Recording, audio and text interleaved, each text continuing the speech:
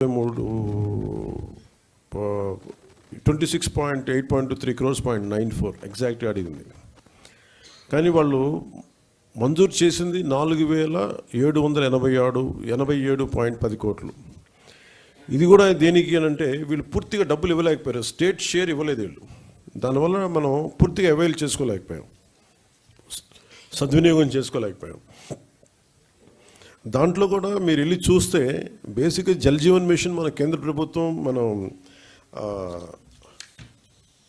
CR Patil గారి దగ్గరికి వెళ్ళి నేను మాట్లాడితే వాళ్ళందరూ అడిగిందంటే మీ గత ప్రభుత్వం మీరు చేసినవి అన్నీ చాలా అబ్సర్డ్గా ఉన్నాయి.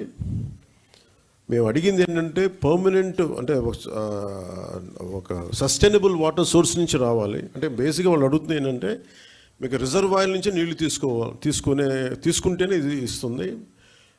మీరు పైప్ లైన్కి మేము ఇవ్వం, మీరు రిజర్వాయర్ నుంచి తీసుకొని మీరు అది ప్రజలకు ఇవ్వాలి, అంతేగాని గ్రౌండ్ వాటర్ నుంచి కాదు ఇదని చెప్తే. కానీ గత ప్రభుత్వం చేసిందంతా ఏంటంటే మన అడిగిన పర్పస్ ఏంటంటే కేంద్ర ప్రభుత్వం ప్రాజెక్ట్ ఇది రిజర్వాయర్ నుంచే తీసుకోమని చెప్పింది. కానీ గత ప్రభుత్వం ఈ 4,000 కోట్లకు కూడా, ఎందుకంటే మనం కొత్త ప్రభుత్వం వచ్చాక దాదాపు 700 కోట్లు మనం తీసుకున్నాం, మనం చేసిన మనం తీసుకున్నది. ఇప్పుడు జల్ జీవన్ మిషన్ కింద వాళ్ళు అడిగింది ఏంటంటే మనకున్న దాదాపు 38 మేజర్ సస్టైనబుల్ సోర్స్ రిజర్వాయర్స్ ఉన్నాయి మనకి. వాటికి సంబంధించి 95.44 ట్యాప్ కనెక్షన్స్కి 38 వాటర్ రిసోర్సెస్ నుంచి సస్టైనబుల్ వాటర్ రిసోర్స్ని తీసుకోమని ప్రతిపాదన ఉంది. కానీ గత ప్రభుత్వం ఏం చేసిందంటే 4,000 కోట్లు కూడా గ్రౌండ్ లెవెల్లో చూస్తే కంప్లీట్గా కేంద్ర ప్రభుత్వం నిబంధనలకు వ్యతిరేకంగా చేశారు.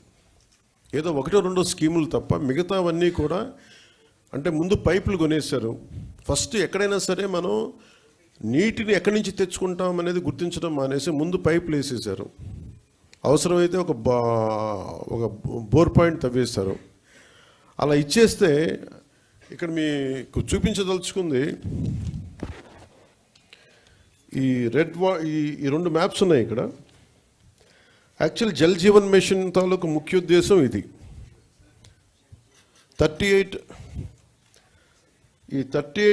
సస్టైనబుల్ రిజర్వాయర్స్ నుంచి ఇది దీని మ్యాపింగ్ ఇలా ఉండాలి. ఈ రెడ్ ఎందుకు ఉన్నాయి ఇక్కడ, ఈ రెడ్ ఇవన్నీ ఎందుకు ఉన్నాయి అంటే ఇవన్నీ బోర్ పాయింట్స్తో చేసింది. బోర్ పాయింట్స్ నిరంతర సరఫరా ఉన్నది, ఏదో ఒక 5 నెలలు రావచ్చు, లేదంటే వాటర్ చెరువులు బోర్లు ఎండిపోతే మళ్ళీ ఆగిపోతాయి. సో ఇట్లాగా వీళ్ళు 4,000 కోట్లు ఖర్చు పెట్టినా కానీ వాస్తవానికి అవి ఏవి పనిచేసే పరిస్థితిలో లేవు. సో దిస్ ఇస్ 4,000 కోట్లు దుర్వినియోగం అయిపోయినట్టుగా మనం భావించవచ్చు.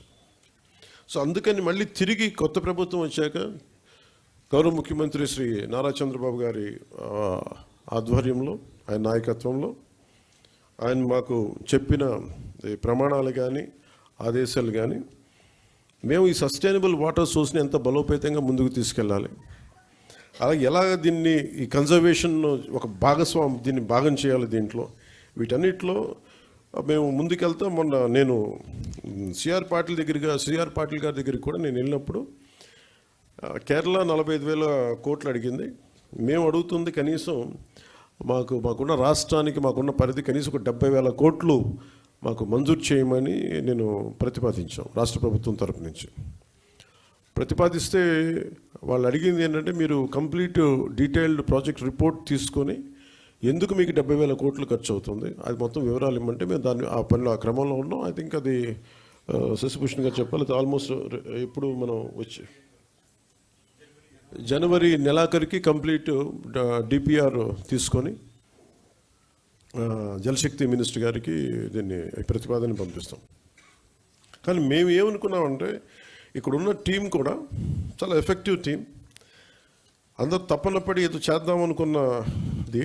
దాంట్లో భాగంగానే ముందు మేము ఏం చేసామంటే నేను అడిగింది ఏంటి అంటే అసలు మనకి ఎంత గత 4,000 కోట్లు ఖర్చు పెట్టామని చెప్తున్నారు, అసలు దీని మీద మీరు ఎంత నేను ఏ ఊరికి వెళ్ళినా ఎక్కడికి వెళ్ళినా మాకు నీళ్లు రావట్లేదు, పైపులు వేసారు కానీ నీళ్ళు రావట్లేదు అనేది ఏ జిల్లాకి వెళ్ళినా నాకు వచ్చే ఒక కామన్ కంప్లైంట్. సో అందుకని నేను రాగానే అడిగానంటే ఒకే రోజున తక్కువ రోజుల్లో కానీ అసలు ఎన్ని గృహాలకి వీళ్ళు ఇచ్చారు, ఎన్ని గృహాలకి వీళ్ళు ఈ నీళ్ళు వస్తున్నాయి, ఏ స్థాయిలో వస్తున్నాయి మీరు ఒకసారి చేయమని చెప్తే చాలా ఒక యుద్ధ ప్రాతిపాదికన దాదాపు ఒక 3-4 వారాలు చేసాం. మేము ఒక రోజులో 2 రోజులు చేద్దాం అనుకున్నా కానీ ఉన్న పరిమితులతోటి చాలా ఒక డీటెయిల్ సర్వే చేస్తే పల్స్ సర్వే ఒకటి చేస్తే వీళ్ళు చెప్పింది ఏంటంటే జల్ జీవన్ మిషన్ వాళ్ళు గతంలో ఇచ్చిన ప్రకారం 95.44 లక్షల కుటుంబాలకి గాను మేము వాళ్ళు 70.4 లక్షల గృహాలకి నీటి కుళాలు అందించబడ్డాయి. ఇంకా 25.40 లక్షలు నీటి కుళాలు ఇంకా ఇవ్వవలసిందనేది గతంలో తెలియజేసింది. కానీ ఈ పల్స్ సర్వే ప్రకారం మేము చేస్తే దీంట్లో 85.22 లక్షల కుటుంబాలకు గాను కేవలం 55.37 లక్షల గృహాలకి నీటి కుళాయిలు అందించబడ్డాయి. 29.85 లక్షల నీటి కుళాయిలకి ఇంకా ఇవ్వవలసి ఉందనేది ఈ డిఫరెన్స్ కూడా మనకి దీనివల్ల బయటకు వచ్చింది. సో దీంట్లో ఎక్కువ జల్ జీవన్ మిషన్ గతంలో తాగునీటి వనరులు ఎక్కువ శ్రేణుల్లో బోర్వెల్స్నే ఉపయోగించడం జరిగింది. కానీ ఇది భవిష్యత్తుకి సుస్థిరమైనవి కావు. ఇది అసలు జల్ జీవన్ మిషన్ యొక్క ముఖ్య ఉద్దేశానికే అసలు సంబంధం లేనిది అది. అందుకని మేము సస్టైనబుల్ వాటర్ రిసోర్సెస్ తోటి దాదాపు మనకున్న ఈ 20 పైగా ఉన్న ఈ సస్టైనబుల్ వాటర్ రిసోర్సెస్ నుంచి తీసుకునే బాధ్యతలో ఈ వర్క్షాప్ ఎందుకు పెట్టామంటే ప్రతి 26 జిల్లాల నుంచి వచ్చిన అధికారులందరికీ కూడా మీ జిల్లాలో ఎలాంటి సమస్యలు ఉన్నాయి, దాన్ని దీన్ని అంటే మీ ఇన్పుట్స్ కావాలి. ఎందుకంటే ఒకసారి కేవలం ఒక సెంట్రల్ కమాండ్ నుంచి కానీ ఒక సెంట్రలైజ్డ్ అడ్మినిస్ట్రేషన్ కాకుండా ప్రతి జిల్లాకి వెళ్ళి కనుక్కోవాలని చాలా రివ్యూ మీటింగ్స్లో ఉంటే దాని నుంచి ఉత్పన్నమైంది ఈ వర్క్షాప్. సో నాకు మీరు మనస్ఫూర్తిగా మన objective to fulfil the dream of honourable prime minister Shri Narendra Modiji to give sustainable water with a per capita of 555 liters per day as on now, and in future it should be never ending supply of water. That is the final objective of Jal Jeevan Mission. So దీంట్లో భాగంగా కనీసం మనందరి బాధ్యత, కనీసం ఒక forget about మనందరం political ప్రాసెస్లో ఉన్న, అడ్మినిస్ట్రేటివ్ ప్రాసెస్లో ఉన్న, వీటన్నిటికంటే కూడా సగటు బేసిక్ మనిషి నీటి అవసరాలు తీర్చడం కనీస ఒక ఫండమెంటల్ రైట్ అది. ఇది కొంచెం మానవతా దృష్టితోటి కొంచెం కేవలం మనం అధికారులు లేదంటే మనం కూర్చోబెట్టి వ్యవస్థలో భాగస్వాములు అయిన వాళ్ళు కాకుండా ఒక మానవతా దృక్పథంతో అందరం దీన్ని ముందుకు తీసుకెళ్ళాలి. మీ అందరి సహకారం కావాలి. డిజైనింగ్లో చాలా చాలా లోపాలు ఉన్నాయి. పైప్ లైన్లు వేసేస్తున్నాం. పైప్ లైన్లు వేసేస్తే కనీసం ఒక 3 అడుగులు ఎత్తుండే కొంచెం ఎత్తుగా ఉండే ప్రాంతాలకేమో నీళ్ళు కూడా వెళ్ళట్లేదు. పైప్ లైన్ పక్కకి వెళ్తుంది కానీ పైకి వెళ్ళాలంటే పైప్ లైన్స్లో డిజైన్ బాగలేదు. అండ్ దాని ఇన్నోవేటివ్ డిజైనింగ్ లేదు. టెక్నికల్ ఆస్పెక్ట్స్ని దాని దృష్టిలో పెట్టుకోవాలి. చాలా ఒకసారి ఎలా అనిపిస్తుంటే చాలా మొరటుగా పైపులు గొయ్యి తప్పి పైప్ వేసేయడం తప్ప అసలు నీళ్ళు వెళ్తాయా లేదా, ఇది ఎన్ని అడుగులు ఎత్తులో ఉంది, దీనికి ప్రెషర్ ఎలా ఉంది. అలాగే ఒక 1 కిలోమీటర్ పైప్ లైన్ వేస్తున్నప్పుడు ఈ మధ్యలో ఉండే ఇళ్ళు ఎక్కువ మంది కొంచెం ప్రెషర్ పంపులు పెట్టి లాగేస్తే మిగతా చివరుండే ఇళ్ళకి రావట్లేదు. వీటన్నిటికీ చాలా లోతుకి వెళ్ళే కొద్దీ సమస్యలు అనేక ఉత్పన్నం అవుతూ వచ్చినాయి. సో వీటన్నిటికీ సంబంధించి ఒక సమగ్రమైన ఒక పరిష్కారం వెతకాలి.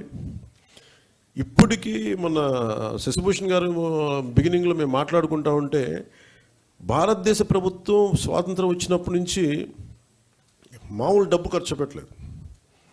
దాదాపు ఏదో ఒక లెక్క తీస్తే దాదాపు 1,00,000, I think more than 1 lakh crores I think till now government of India had spent. ఇంత డబ్బు ఖర్చు పెట్టి కూడా ఇంకా ఒక ఆదిలాబాద్ తాండాలో ఉండే ఒక పెద్దావిడ కానీ, కళ్ళు లేని పెద్దావిడ కానీ, మొన్న నేను పిఠాపురం వెళ్తే ఇంకా మాకు నీళ్ళు రావట్లేదని ఒక ప్రాంతానికి వెళ్తే నీళ్ళు రావడం చాలా పల్చగా వస్తున్నాయి అనేది. అంటే ఆల్మోస్ట్ అంటే ఎంత సన్నటి దారంటే ఒక 30 మంది వెయిట్ చేయాలి. అది ఎప్పటికీ నిండాను. అది ఒక ఉన్నది 2 గంటలు. ఆ 2 గంటల్లో 30 మంది పట్టుకోవాలి. కనీసం అది బకెట్ నిండటానికి కనీసం 10 నిమిషాలు పడుతుంది.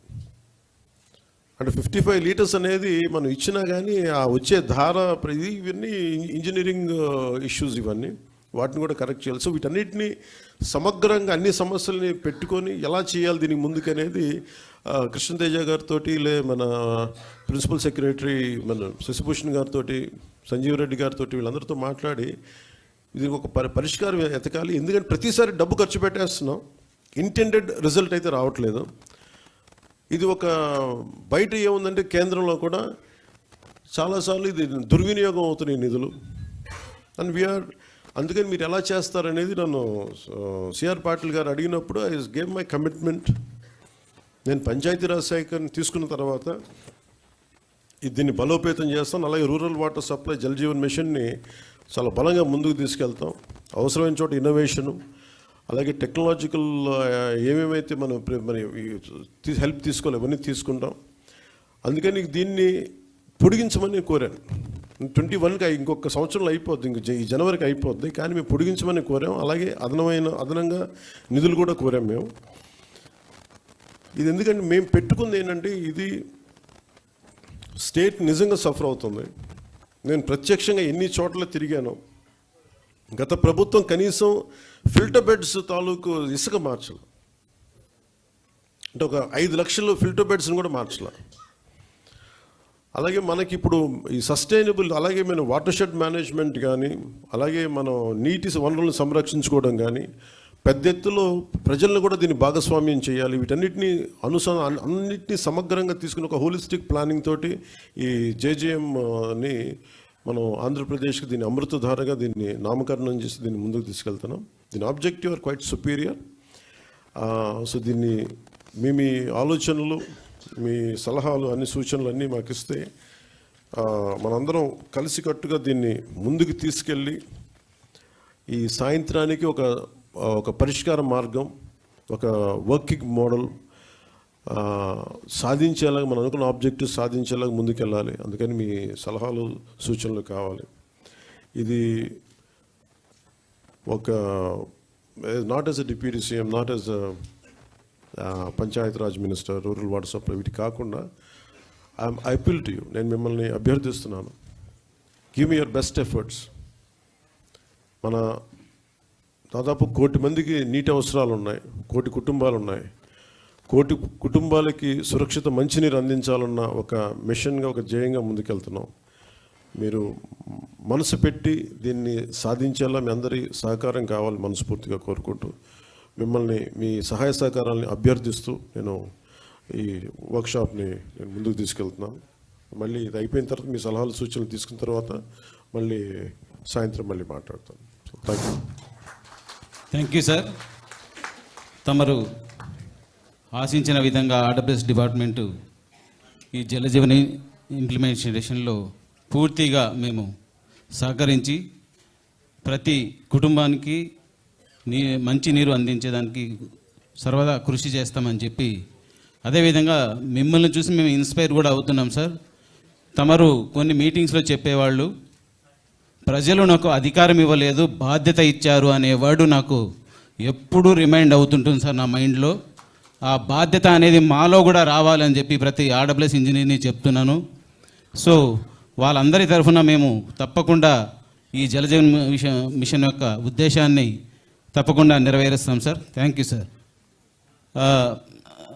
మీడియా మిత్రులందరూ ఇంకా వెళ్ళవలసిందిగా కోరుతున్నాను.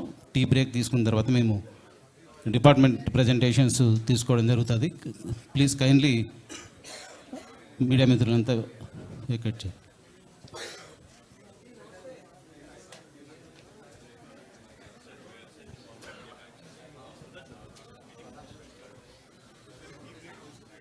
టీ బ్రేక్ వేసేసి అవును సార్.